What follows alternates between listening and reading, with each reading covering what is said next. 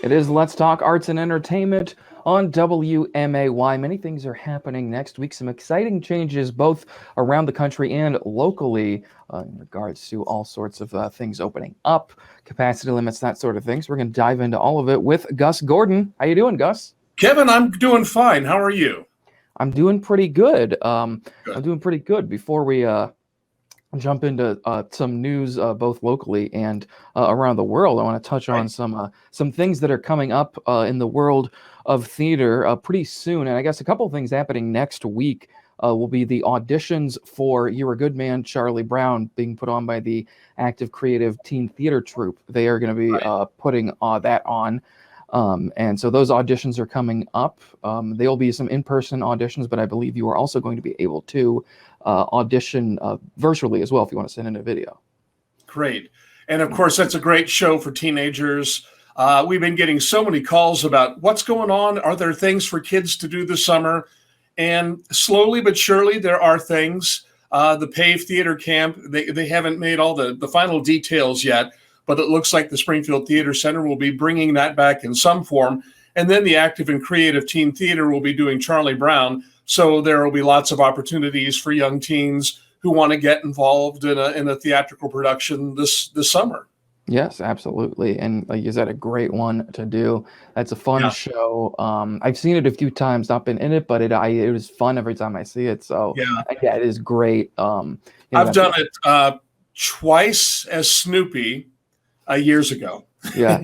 I've always thought of myself more as a Charlie Brown type, Yeah. but I played Snoopy back in the day, many years ago. Then I directed a production at Lincoln Land Community College with a lot of folks who are still active in the community, people like Mac Warren and John Sivak and Derry Dalby and Bridget Ratz and Shannon Getchell, and the late great Jason Goodrow playing Yes. Snoopy.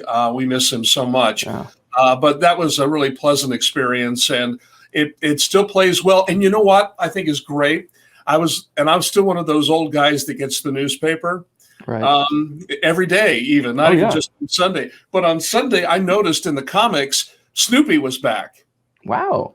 featuring good old Charlie Brown. So how perfect is that timing that they've brought Snoopy back at least to the Sunday paper, and so that'll make it more relevant if people are able to. Oh yeah, I've seen that in the not that young kids today are looking at the newspaper all that much, but Yeah. for the old folks who are, I don't know. I'm going to shut up now. I'm going to get No, myself no, in trouble. no, you're fine. No, I get it. It's more it's the Peanuts are those sort of I guess I would say maybe even timeless characters. I mean, the Yeah, Peanuts, of course, they premiered way before my time, but I still watched the specials on TV, even some reruns right. of things. So I mean, it's one of those shows everybody loves, has some sort of nice feeling about. And of course, the musical is sometimes when shows or movies are adapted into a stage musical, you don't know how they're going to turn out. But yeah, Right. You're a Good Man, Charlie Brown really does capture that like fun feeling of the show and the comic. So it's gonna be very exciting to see that. It does, and you're Yeah. right. Even though they're not, they haven't been a daily presence in our lives in years. The cartoon characters, they're still really well known with all age groups. You go down to Kings Island in Cincinnati, and they have the Snoopy characters and the Peanuts characters as figures that walk around the amusement park. So they're still with us, and it's just a great show and entertaining, sweet, fun, great for young performers because it doesn't overtax you with a lot of American Idol type singing. It's very simplistic and straightforward, but very enjoyable. Yes.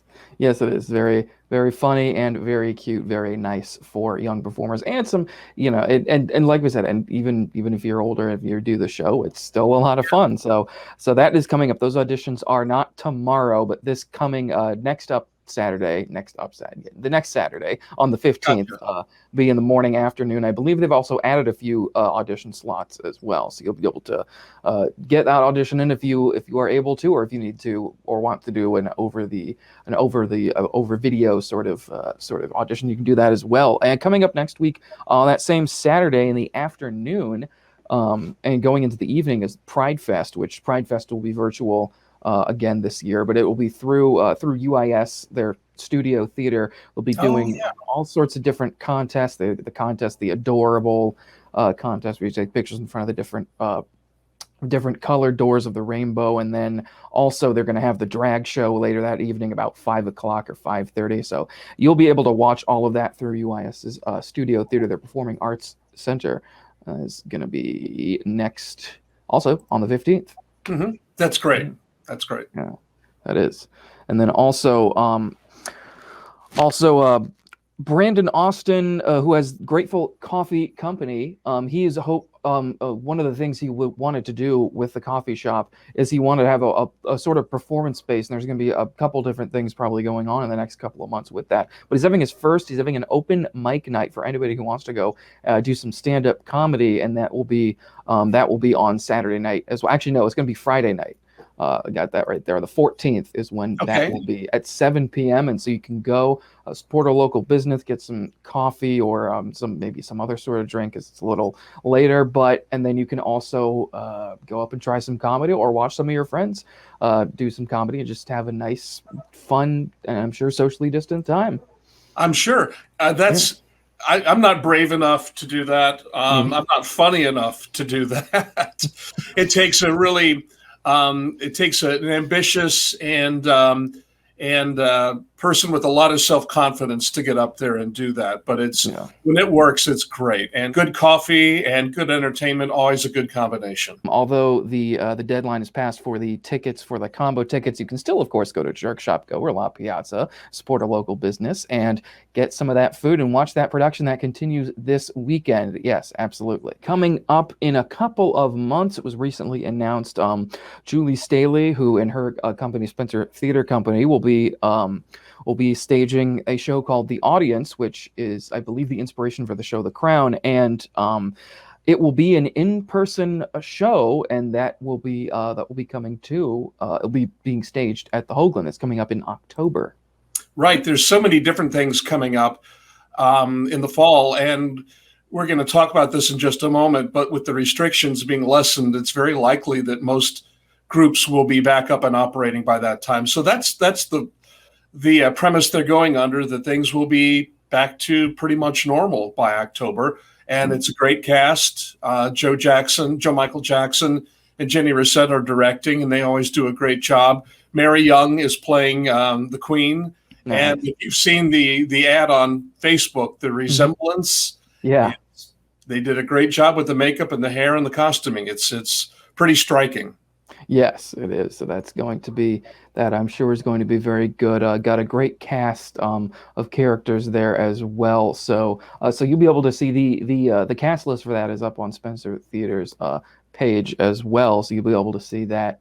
So look out for that. That is going to be coming up in just a couple of months. But as you were just saying, Gus, I mean, we got some pretty exciting news both locally and nationally. And we'll start locally where as soon as next week, we may be entering the bridge phase, which the governor has said is sort of is a bridge. It's we're going sort of into phase 5, where everything is completely opened up without restrictions, and so some things will be starting to open up gradually, and there will be less restrictions. But that means by June 11th, June 11th. There is a good possibility we could be completely back to open capacity. I'm sure there'll still be some precautions, everywhere, as we keep talking about the new normal with a lot of things, but it looks like things are really ramping up to start opening up in the right direction. Right. That was an announcement that was made yesterday by the governor, and we were expecting the bridge phase. I was a little surprised by phase 5 by June 11th. Yeah. But if that is the case, and if the numbers keep going in the right direction, that is great. That means that a lot of us are going to have to play catch up. Yeah. And get stuff ready to go. We've been at the Hoagland. We've been so busy working on the building itself that that we'll have to take a moment to get the staff back up to full staff, and we'll have to get the shows up and ready to go. But fortunately we have several in the pipeline that are almost ready to go. We've been holding on to them since last year. Yeah. So we'll just have to, up our game and start producing things again quickly. But it looks like promising news is on the horizon. Yes, it is. I think absolutely because we were talking. It was, oh my goodness, it was probably around the same time, maybe a month or two later last year, when you were saying, "Hey, things are really starting to look into the right direction," and with mitigations and everything, you're saying, "Hey, we could sort of flatten the curve a little bit." But I think now that there's the vaccine, more and more people are getting vaccinated every day. There's a surplus of vaccines because so many people have gotten it, and of course, there's still people maybe hesitant about getting it. But it's shown that there are several variants of the coronavirus that the vaccines might be able to take care of those as well. So it looks like, I mean, that opening, if we can hope, if people are doing the right things, getting vaccinated, Right. and getting, masking up and everything, yeah, I think it really is a good possibility this could go in the right direction very soon. I agree with you. The negative side of my personality goes, yeah, but things were looking good in India in January, Yeah. and look what happened. But we're so ahead of the game right now, I think, with the vaccines and with the way things are going, that I think we just have to think positively, and again, everyone just be smart, and so we can all move forward, and that's what we all want to do. I know. Yes, absolutely. So that's hopefully where things will be going. And then nationally, we talked a bit about this last time about how they said Broadway would probably be opening up in September. Now, between Right.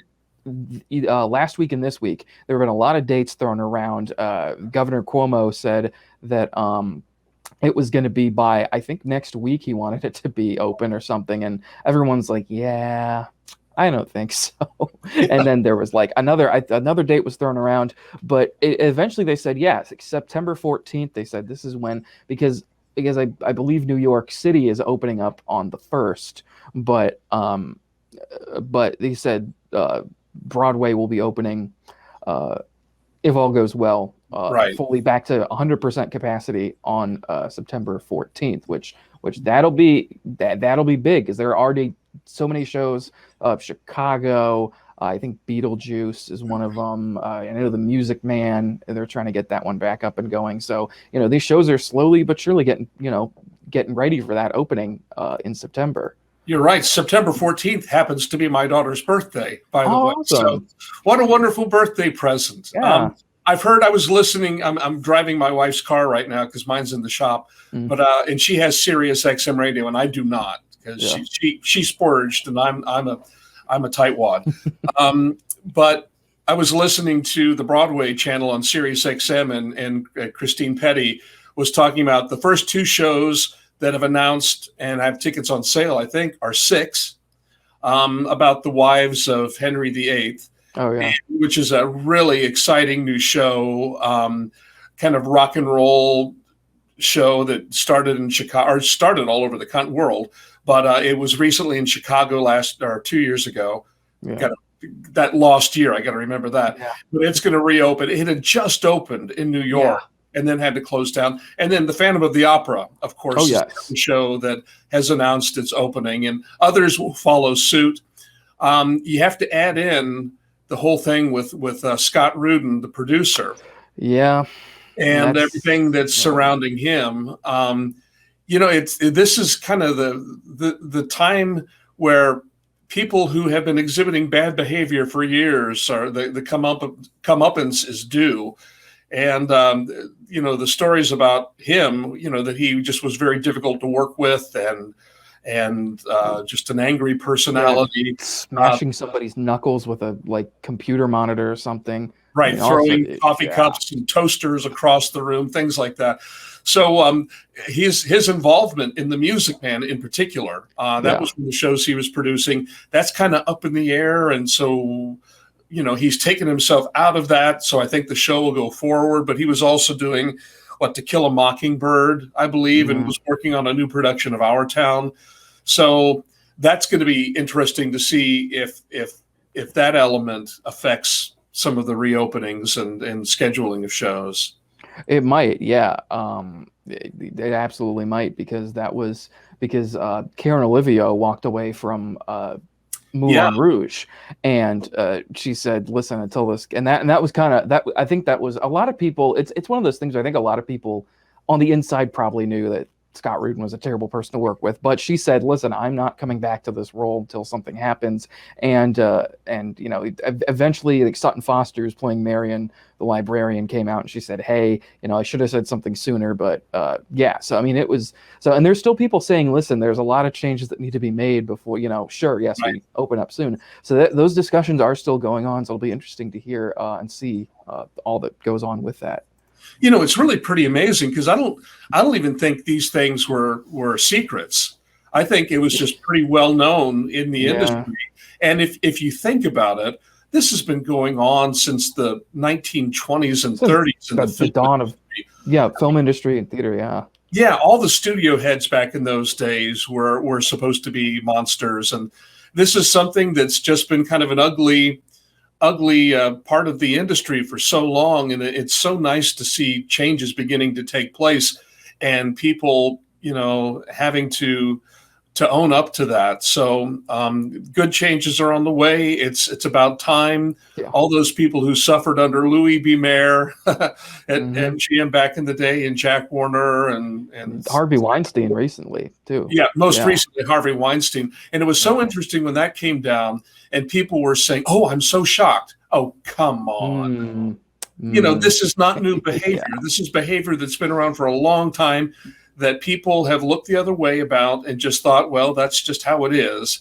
And now those things are changing, which is just, it's healthy, I think. I think so, yeah. It's one person's opinion.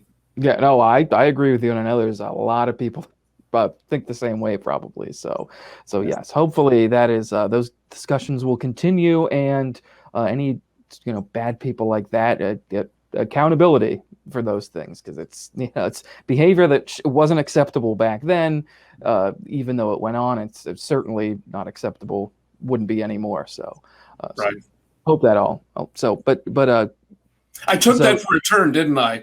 No, you kind of did. No, you did, but that is an interesting. And I was kind of thinking about that. One of the things I might have brought up. I mean, that is an element to Broadway opening back up, because that is so recent. So yeah. So, but no, it's all right. So we got a lot of still though. Sort of circling back to the some local things we got going on here. Next week, you will be able to. You were somebody younger, if you were under the age of 18, about 12 to 18, you'll be able to try out for your good man, Charlie Brown, the active creative teen theater, as well as you'll be able to virtually attend Pride Fest and maybe watch your friends or do a little bit of stand-up comedy yourself at the Grateful Coffee Company. Those are some of the things coming up, and be on the lookout for the audience coming up in October. And as we said, there might be the sooner things open up, there might be some productions as well coming down. We'll keep you informed about all of it, and we will see you next time. Thanks, Kevin. Thank you. Let's Talk Arts and Entertainment on WMAY.